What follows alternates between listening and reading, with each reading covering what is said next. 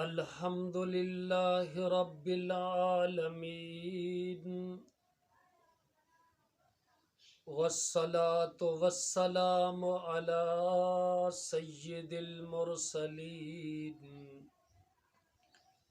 وعلی آلہ وصحبہ اجمعین۔ محترم ناظرین، السلام علیکم ورحمۃ اللہ وبرکاتہ۔ ملاحظہ فرمائیے گا قصہ سیدنا آدم علیہ السلام کا پارٹ 2، ابلیس کا تکبر اور اس کا انجام بد۔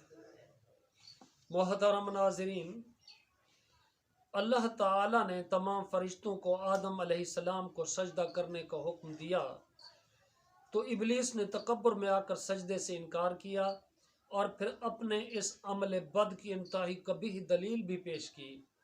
اس پر اللہ تعالیٰ نے اسے ہمیشہ کے لیے لعنتی قرار دے دیا۔ چنانچہ ارشاد باری تعالیٰ ہے، وَلَقَدْ خَلَقْنَاكُمْ ثُمَّ صَوَّرْنَاكُمْ ثُمَّ قُلْنَا لِلْمَلَائِكَةِ اسْجُدُوا لِآدَمَ فَسَجَدُوا إِلَّا إِبْلِيسَ لَمْ يَكُنْ مِنَ السَّاجِدِينَ قَالَ مَا مَنَعَكَ أَلَّا تَسْجُدَ إِذْ أَمَرْتُكَ قَالَ أَنَا خَيْرٌ مِّنْهُ خَلَقْتَنِي مِن نَّارٍ وَخَلَقْتَهُ مِن طِينٍ۔ اور ہم ہی نے تم کو ابتدا میں مٹی سے پیدا کیا، پھر تمہاری صورت شکل بنائی، پھر فرشتوں کو حکم دیا کہ آدم کے آگے سجدہ کرو، تو سب نے سجدہ کیا سوائے ابلیس کے، وہ سجدہ کرنے والوں میں شامل نہ ہوا۔ اللہ تعالیٰ نے فرمایا، جب میں نے تجھ کو حکم دیا تو کس چیز نے تجھے سجدہ کرنے سے باز رکھا؟ اس نے کہا کہ میں اس سے افضل ہوں، مجھے تو نے آگ سے پیدا کیا ہے اور اسے مٹی سے بنایا ہے۔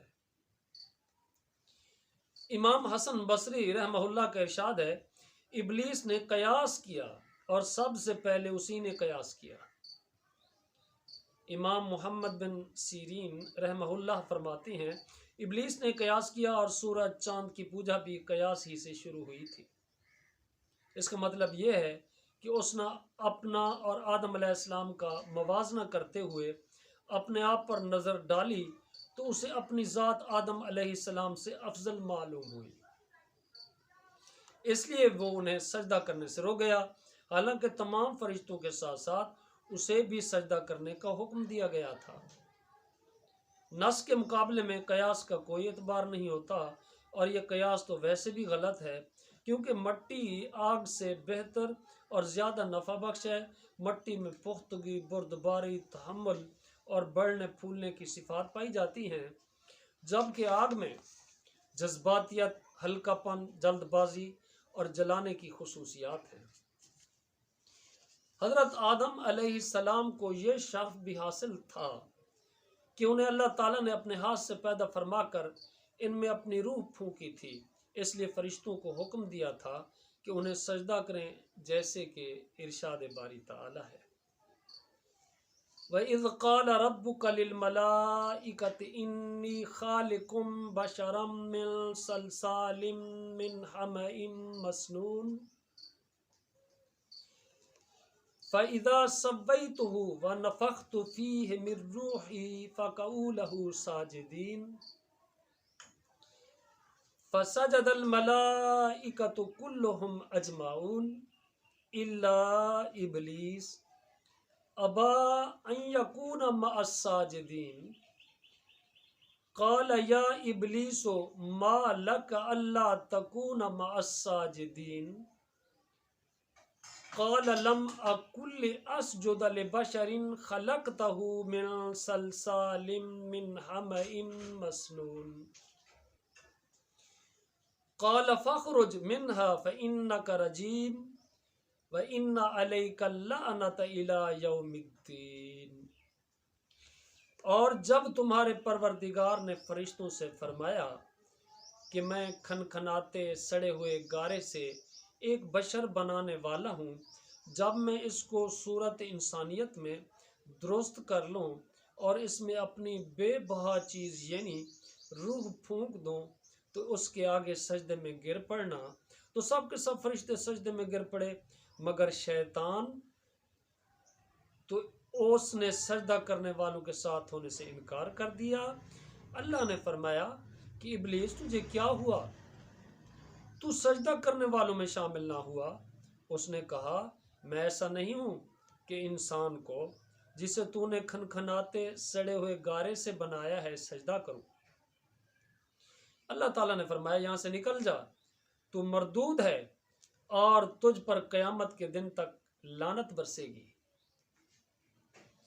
ابلیس اس لیے لعنت کا مستحق ہوا کہ اس کے طرز عمل میں آدم علیہ السلام کی تنقیص و تحقیر اور ان پر فخر و تعلی کا اظہار ہے، حکم الہی کی مخالفت ہے۔ جبکہ آدم علیہ السلام کا نام لے کر سجدہ کرنے کا حکم دیا گیا تھا، پھر اس نے جو عذر پیش کیا وہ بھی بیکار، بلکہ عذر گناہ بدتر از گناہ کا آئینہ دار ہے۔ اللہ تعالیٰ نے سورہ بنی اسرائیل میں اس کا تذکرہ یوں فرمایا ہے، وَإِذْ قُلْنَا لِلْمَلَائِكَةِ اسْجُدُوا لِآدَمَ فَسَجَدُوا إِلَّا إِبْلِيسَ قَالَ أَأَسْجُدُ لِمَنْ خَلَقْتَ طِينًا قَالَ أَرَأَيْتَكَ هَٰذَا الَّذِي كَرَّمْتَ عَلَيَّ لَئِنْ أَخَّرْتَنِي إِلَىٰ يَوْمِ الْقِيَامَةِ لَأَحْتَنِكَنَّ ذُرِّيَّتَهُ إِلَّا قَلِيلًا قَالَ اذْهَبْ فَمَن تَبِعَكَ مِنْهُمْ فَإِنَّ جَهَنَّمَ جَزَاؤُكُمْ جَزَاءً مَّوْفُورًا وَاسْتَفْزِزْ مَنِ اسْتَطَعْتَ مِنْهُمْ بِصَوْتِكَ وَأَجْلِبْ عَلَيْهِمْ بِخَيْلِكَ وَرَجِلِكَ وَشَارِكْهُمْ فِي الْأَمْوَالِ وَالْأَوْلَادِ وَعِدْهُمْ وَمَا يَعِدُهُمُ الشَّيْطَانُ إِلَّا غُرُورًا إِنَّ عِبَادِي لَيْسَ لَكَ عَلَيْهِمْ سُلْطَانٌ وَكَفَى بِرَبِّكَ وَكِيلًا۔ اور جب ہم نے فرشتوں سے کہا کہ آدم کو سجدہ کرو تو سب نے سجدہ کیا مگر ابلیس نے نہ کیا، کہنے لگا بھلا میں ایسے شخص کو سجدہ کروں جسے تو نے مٹی سے پیدا کیا ہے۔ پھر از راہ طنز کہنے لگا دیکھ تو یہی وہی ہے جسے تو نے مجھ پر فضیلت دی ہے، اگر تو مجھ کو قیامت کے دن تک کی مہلت دے تو میں تھوڑے سے شخصوں کے سوا اس کی تمام اولاد کی جڑ کاٹتا رہوں گا۔ اللہ تعالیٰ نے فرمایا یہاں سے چلا جا، جو شخص ان میں تیری پیروی کرے گا تو تم سب کی سزا جہنم ہے اور وہ پوری سزا ہے، اور تو ان میں سے جس کو بہکا سکے اپنی آواز سے بہکاتا رہے اور ان پر اپنے سواروں اور پیادوں کو چڑھا کر لاتا رہے اور ان کے مال اور اولاد میں شریک ہوتا رہے اور ان سے وعدے کرتا رہے، اور شیطان ان سے جو وعدے کرتا ہے سب دھوکہ ہے۔ جو میرے مخلص بندے ہیں ان پر تیرا کچھ زور نہیں، اور اے پیغمبر تمہارا پروردگار کارساز کافی ہے۔ ابلیس کی انسان دشمنی۔ اللہ تعالیٰ نے بنی نوع انسان کو ابلیس کی دشمنی پر متنبع کیا اور اس کے انجام بد سے ڈرایا، جیسا کہ ارشاد باری تعالیٰ ہے، وَإِذْ قُلْنَا لِلْمَلَائِكَةِ اسْجُدُوا لِآدَمَ فَسَجَدُوا إِلَّا إِبْلِيسَ كَانَ مِنَ الْجِنِّ فَفَسَقَ عَنْ أَمْرِ رَبِّهِ أَفَتَتَّخِذُونَهُ وَذُرِّيَّتَهُ أَوْلِيَاءَ مِن دُونِي۔ اور جب ہم نے فرشتوں کو حکم دیا کہ آدم کو سجدہ کرو تو سب نے سجدہ کیا مگر ابلیس نے نہ کیا، وہ جنات میں سے تھا تو اپنے پروردگار کے حکم سے باہر نکل گیا، کیا تم اس کو اور اس کی اولاد کو میرے سوا دوست بناتے ہو؟ یعنی وہ جان بوجھ کر اللہ کی اطاعت سے نکل گیا اور اس نے تکبر کی بنا پر اللہ کے حکم کی تعمیل سے انکار کیا۔ یہ اس کی ناپاک فطرت تھی جس نے اسے دھوکہ دیا، کیونکہ وہ آگ سے پیدا کیا گیا تھا۔ حضرت عائشہ صدیقہ رضی اللہ تعالی عنہا سے روایت ہے کہ جناب رسول اللہ صلی اللہ علیہ وسلم نے فرمایا، فرشتے نور سے پیدا کیے گئے ہیں، جن آگ کے شعلے سے پیدا کیے گئے، اور آدم علیہ السلام اس چیز یعنی مٹی سے پیدا کیے گئے جو تمہیں بتا دی گئی ہے۔ حضرت حسن بصری رحمہ اللہ نے فرمایا، ابلیس ایک لحظہ بھر بھی فرشتہ نہیں رہا۔ حضرت ابن عباس رضی اللہ تعالی عنہما کہتے ہیں، ابلیس زمین کے ان فرشتوں میں سے تھا جنہیں جن کہا جاتا تھا، اور علم و عبادت میں ان سب سے بڑھ کر تھا، اور اس کا نام عزازیل تھا۔ ابلیس کا اعلان جنگ۔ سورہ اعراف میں ارشاد باری تعالی ہے، قال فبما اغویتنی لأقعدن لهم صراطک المستقیم ثم لآتینہم من بین ایدیہم ومن خلفہم وعن ایمانہم وعن شمائلہم ولا تجد اکثرہم شاکرین۔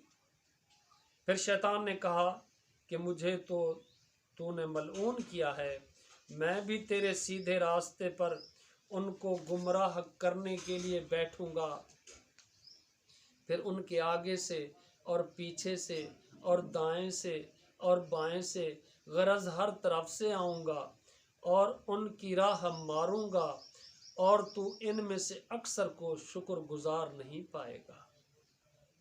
یعنی اے اللہ، چونکہ تو نے مجھے گمراہ کیا ہے، اس لیے میں بھی انہیں گمراہ کرنے کے لیے ہر جگہ گھات لگا کر بیٹھوں گا اور انہیں گمراہ کرنے کے لیے ہر طرف سے آؤں گا۔ خوش نصیب وہی ہے جو اس کی مخالفت کرے، اور سراسر بد نصیب وہ ہے جو اس کی بات مان لے۔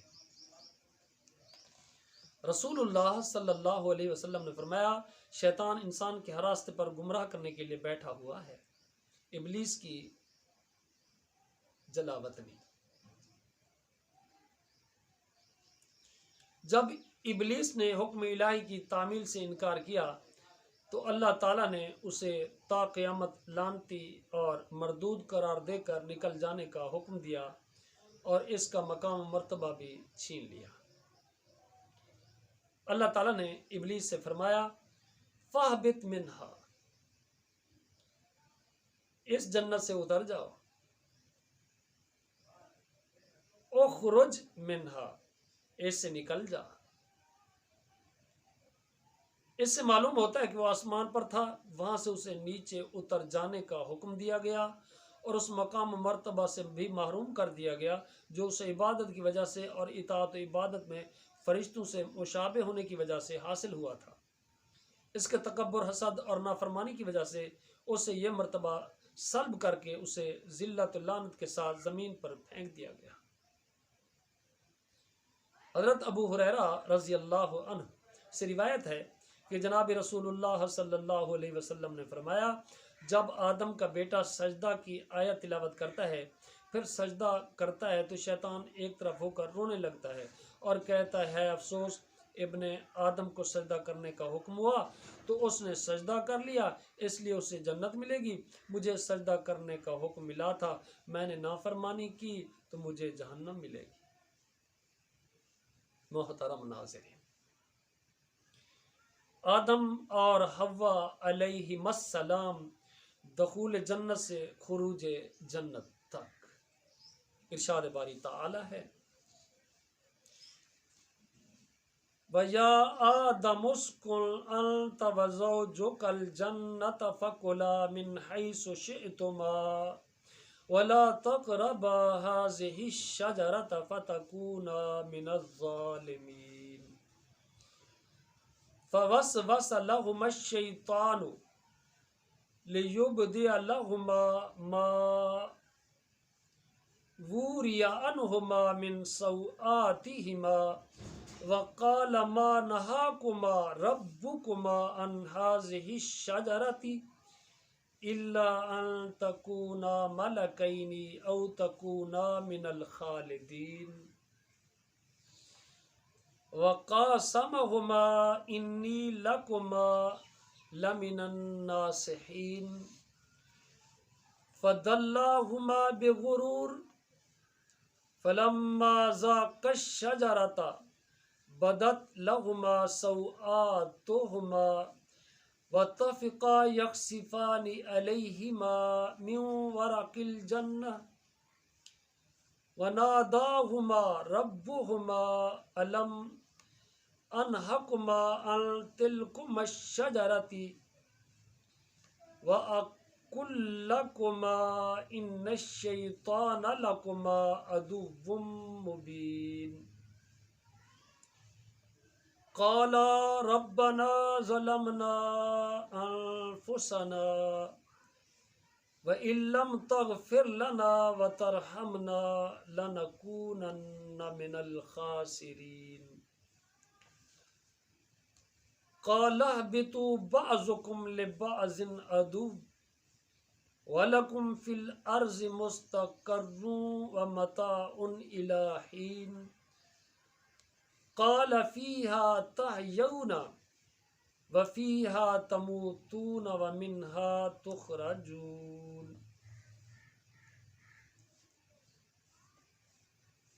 اور ہم نے آدم سے کہا تم اور تمہاری بیوی بہشت میں رہو سہو اور جہاں سے چاہو اور جو چاہو نوش جان کرو مگر اس درخت کے پاس نہ جانا ورنہ گناہ گار ہو جاؤ گے۔ سو شیطان دونوں کو بہکانے لگا تاکہ ان کی ستر کی چیزیں یعنی شرمگاہیں جو ان سے پوشیدہ تھیں کھول دے، اور کہنے لگا تم کو تمہارے پروردگار نے اس درخت سے صرف اس لیے منع کیا ہے کہ تم فرشتے نہ بن جاؤ یا ہمیشہ جیتے نہ رہو، اور ان سے قسم کھا کر کہا کہ میں تو تمہارا خیر خواہ ہوں۔ غرض مردود نے دھوکہ دے کر ان کو معصیت کی طرف کھینچ ہی لیا۔ جب انہوں نے اس درخت کے پھل کو کھا لیا تو ان کی ستر کی چیزیں کھل گئیں اور وہ بہشت کے درختوں کے پتے توڑ توڑ کر اپنے اوپر چپکانے یعنی ستر چھپانے لگے۔ تب ان کے پروردگار نے ان کو پکارا کہ کیا میں نے تم کو اس درخت کے پاس جانے سے منع نہیں کیا تھا اور جتا نہیں دیا تھا کہ شیطان تمہارا کھلم کھلا دشمن ہے؟ دونوں عرض کرنے لگے کہ پروردگار ہم نے اپنی جانوں پر ظلم کیا، اور اگر تو ہمیں نہیں بخشے گا اور ہم پر رحم نہیں کرے گا تو ہم تباہ ہو جائیں گے۔ اللہ تعالیٰ نے فرمایا تم سب بہشت سے اتر جاؤ، اب سے تم ایک دوسرے کے دشمن ہو، اور تمہارے لیے ایک وقت خاص تک زمین پر ٹھکانہ اور زندگی کا سامان کر دیا گیا ہے، یعنی فرمایا کہ اس میں تمہارا جینا ہوگا اور اسی میں مرنا، اور اسی میں سے قیامت کو زندہ کر کے نکالے جاؤ گے۔ مزید ارشاد باری تعالی ہے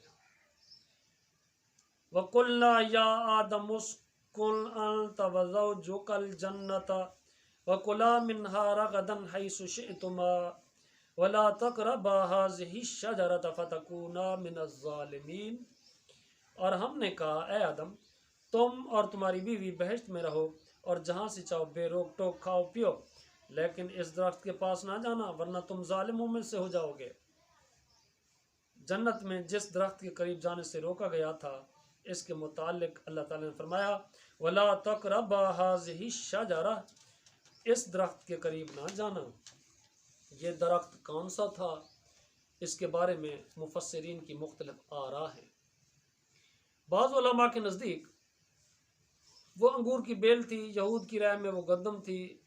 وہب بن منبہ رحمہ اللہ نے فرمایا اس کا دانہ مکھن سے نرم اور شہد سے زیادہ میٹھا تھا۔ ابو مالک رحمہ اللہ نے فرمایا وہ کھجور کا درخت تھا۔ مجاہد رحمہ اللہ کی رائے ہے وہ انجیر کا درخت تھا۔ ابو العالیہ رحمہ اللہ نے فرمایا یہ کوئی ایسا درخت تھا کہ اس کو کھانے سے قضاء حاجت کی ضرورت پیش آتی تھی، اور جنت کی زمین میں قضاء حاجت مناسب نہیں۔ یہ اختلاف معمولی ہے، اللہ تعالیٰ نے اس درخت کا تعین نہیں فرمایا، اگر اس کے تعین میں کوئی حکمت ہوتی تو اللہ تعالیٰ متعین طور پر بیان فرما دیتا، لہذا اس میں رائے زنی سے اجتناب بہتر ہے۔ اس مسئلے میں بھی اختلاف ہے کہ آدم علیہ السلام کو جس جنت میں ٹھہرایا گیا تھا کیا وہ آسمان والی جنت ہے یا وہ زمین میں کوئی باغ تھا۔ اکثر علماء کی رائے یہ ہے کہ یہ جنت آسمان میں ہے اور اس کا نام جنت المأوا یا جنت الخلد ہے۔ قرآن مجید کی آیات اور احادیث نبویہ کے الفاظ کا ظاہری مفہوم اس کی تائید کرتا ہے، جیسے ارشاد ہے وَقُلْنَا يَا آدَمُ اسْكُنْ أَنْتَ وَزَوْجُكَ الْجَنَّةَ، ہم نے کہا اے آدم تو اور تیری بیوی جنت میں رہو۔ اس آیت میں الجنہ کا العموم کا معنی نہیں دیتا بلکہ عہد ذہنی یعنی مخاطب کو پہلے سے معلوم چیز کی طرف اشارہ کے لیے ہے۔ اس صورت میں اس سے مراد وہی جنت ہو سکتی ہے جو شریعت نے بتائی ہے، یہ جنت الماوا، جیسے آدم اور موسیٰ علیہ السلام کے درمیان بات چیت کے دوران میں موسیٰ علیہ السلام نے فرمایا آپ نے اپنے آپ کو اور ہم سب کو جنت سے کیوں نکلوا دیا۔ ایک دوسری حدیث میں رسول اللہ صلی اللہ علیہ وسلم نے فرمایا اللہ تعالیٰ لوگوں کو جمع فرمائے گا، جب جنت مومنوں کے قریب لائی جائے گی تو وہ اٹھ کھڑے ہوں گے، وہ آدم علیہ السلام کی خدمت میں حاضر ہو کر عرض کریں گے ابا جان ہمارے لیے جنت کا دروازہ کھلوا دیجئے، وہ فرمائیں گے تمہیں جنت سے تمہارے والد کی غلطی ہی نے نکلوا دیا تھا۔ اس حدیث میں بظاہر ایک قوی دلیل موجود ہے کہ وہ جنت الماوا ہی تھی جس سے آدم علیہ السلام کو نکالا گیا، تاہم اس استدلال پر تنقید کی گنجائش موجود ہے۔ دوسرے علماء کرام رحمہ اللہ علیہم فرماتے ہیں کہ جس جنت میں آدم علیہ السلام کو رکھا گیا تھا وہ جنت الخلد یعنی ہمیشہ کی زندگی والی جنت نہیں تھی، کیونکہ انہیں ایک درخت کا پھل کھانے سے منع کیا گیا تھا۔ وہ اس جنت میں سو گئے، اس سے نکالے گئے، اس جنت میں ان کے پاس ابلیس آیا۔ ان امور سے معلوم ہوتا ہے کہ وہ جنت الماوا نہیں تھی۔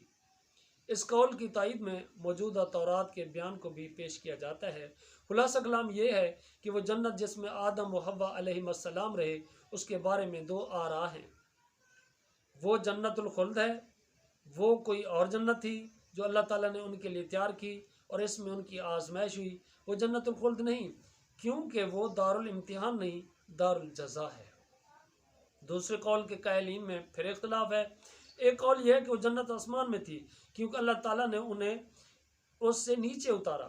دوسرا قول یہ ہے کہ وہ زمین میں تھی کیونکہ اللہ تعالیٰ نے آزمائش کے طور پر انہیں ایک خاص درخت سے منع فرمایا تھا، دوسرے درختوں کے پھلوں سے نہیں، اور یہ واقعہ ابلیس کو سجدہ کا حکم دیے جانے کے بعد کا ہے۔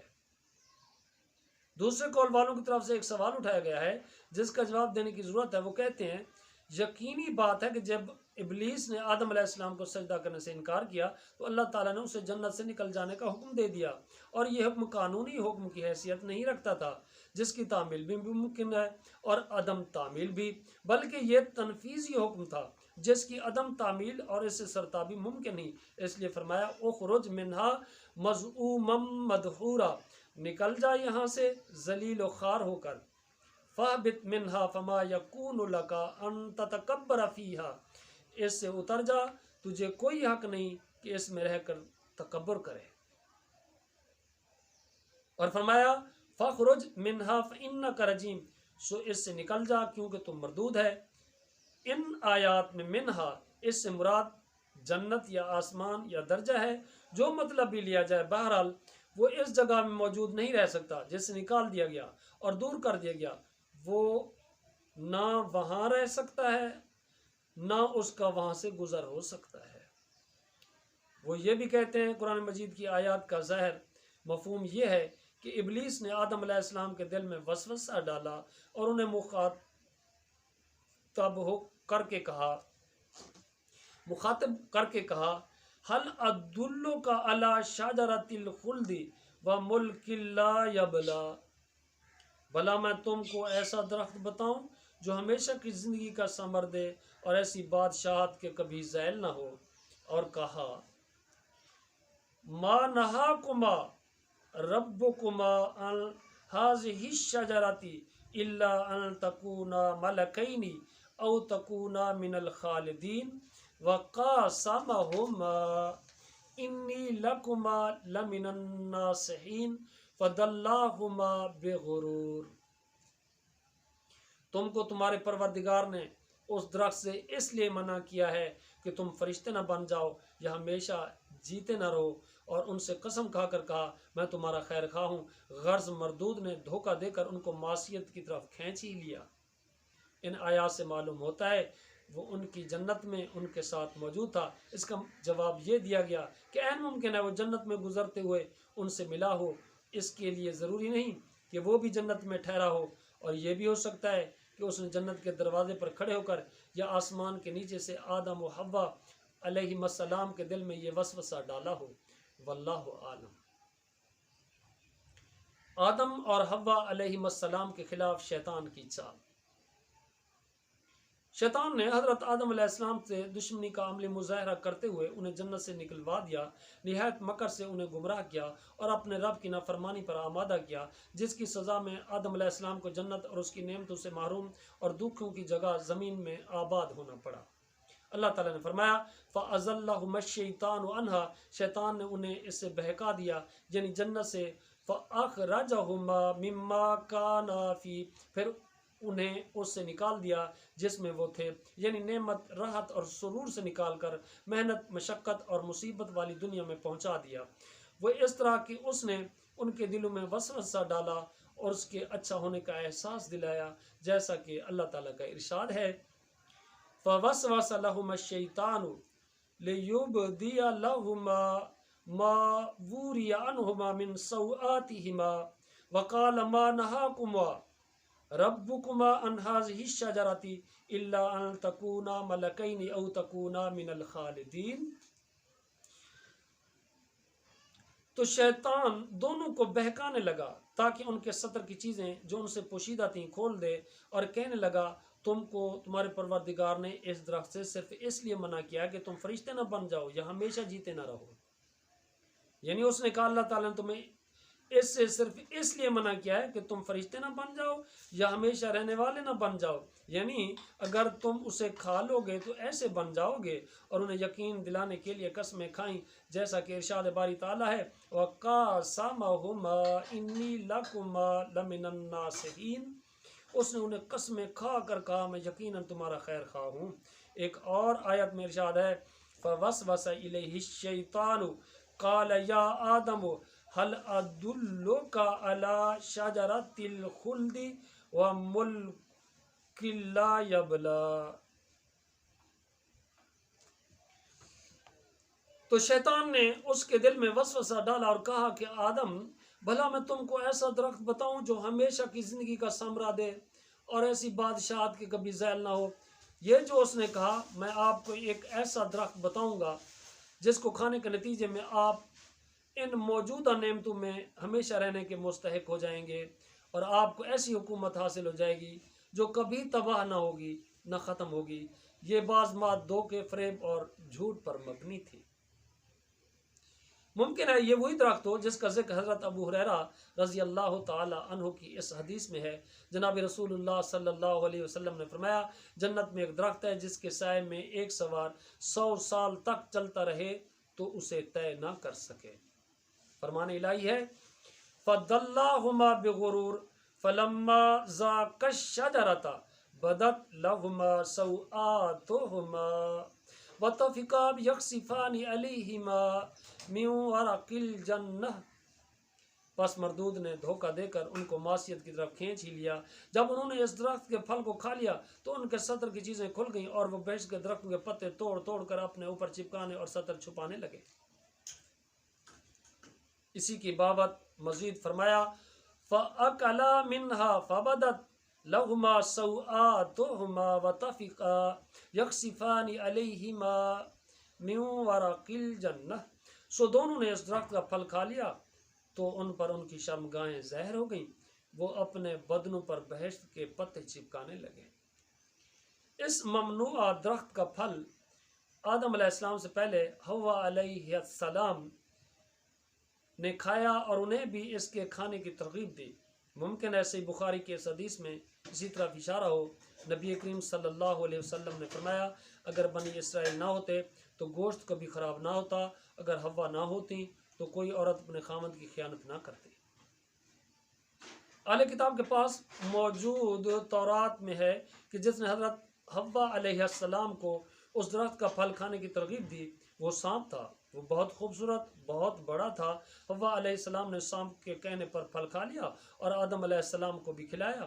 اس میں شیطان کا ذکر نہیں۔ اس وقت ان کی آنکھیں کھل گئیں اور انہیں معلوم ہو گیا کہ وہ ننگے ہیں، چنانچہ انہوں نے انجیر کے پتے جوڑ کر تہبند بنائے۔ اس میں یہ بیان ہے کہ وہ دونوں بے لباس تھے۔ وہب بن منبع رحمہ اللہ نے بھی ایسے ہی فرمایا کہ ان کا لباس نور تھا جس نے پردہ کے اعضاء کو چھپایا ہوا تھا۔ موجودہ تورات میں ذکر کردہ یہ بات غلط ہے جس میں تعریف ہوئی ہے اور ترجمہ کرنے میں بھی غلطی ہوئی۔ کسی کلام کو ایک زبان سے دوسری زبان میں منتقل کرنا ہر ایک کے لیے ممکن نہیں ہوتا، خصوصاً جو شخص دوسری زبان سے اچھی طرح واقف نہ ہو اور اپنی زبان میں لکھی کتاب کو بھی مکمل طور پر نہ سمجھ سکتا ہو۔ اسی وجہ سے تورات کے ترجمے میں بہت سی لفظی اور معنوی غلطیاں واقع ہو گئی ہیں۔ قرآن عظیم نے واضح